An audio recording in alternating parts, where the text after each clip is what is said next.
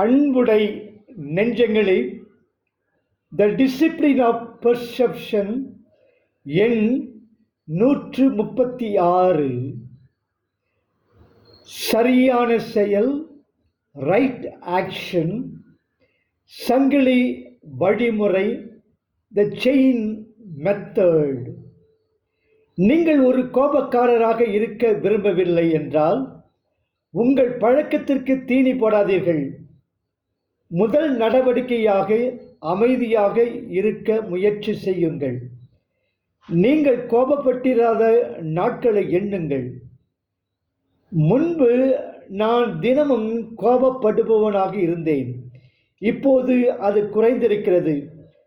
தொடர்ந்து 30 நாட்கள் உங்களால் கோபப்படாமல் இருக்க முடியுமா என்று பாருங்கள். முடிந்தால் கடவுளுக்கு நன்றி சொல்லுங்கள். அப்பொழுது பழக்கம் முதலில் பலவீனப்படுத்தப்பட வேண்டும், பிறகு வேறறுக்கப்பட வேண்டும். நீங்கள் அரிதாகவே கோபப்படுவதை நீங்கள் காணும்போது நீங்கள் ஆரோக்கியமாக இருக்கிறீர்கள் என்பதற்கான நிரூபணமாக அதை நீங்கள் எடுத்துக்கொள்ளலாம் என்கிறார் எபிக்டெட்டஸ் டிஸ்கோர்ஸ் என்ற நூலில்.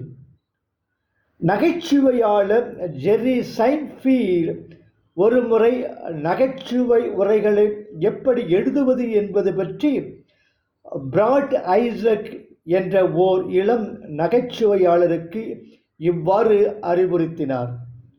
ஒரு நாள்காட்டியை எடுத்துக்கொள்ளுங்கள். நீங்கள் நகைச்சுவைகளை எழுதுகின்ற ஒவ்வொரு நாளும் அந்த நாள்காட்டியில் அந்த தேதியில் ஓர் எக்ஸ் குறியிடுங்கள்.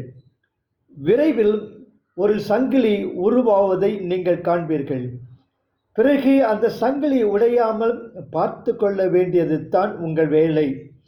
வெற்றி என்பது செயல் வேகம் பற்றிய ஒரு விஷயம். நீங்கள் சிறிது வேகம் பெற்றுவிட்டால் தொடர்ந்து செயல்படுவது எளிதாகிவிடும். ஜெர்ரி சைன்ஃபீல்ட் ஒரு நேர்மறையான பழக்கத்தை உருவாக்குவதற்கு சங்கிலி முறையை பயன்படுத்தினார். ஆனால் ஒரு எதிர்மறையான பழக்கத்தை களைவதற்கும் அதை பயன்படுத்த முடியும் என்று எபிக்டெட்டஸ் கூறினார்.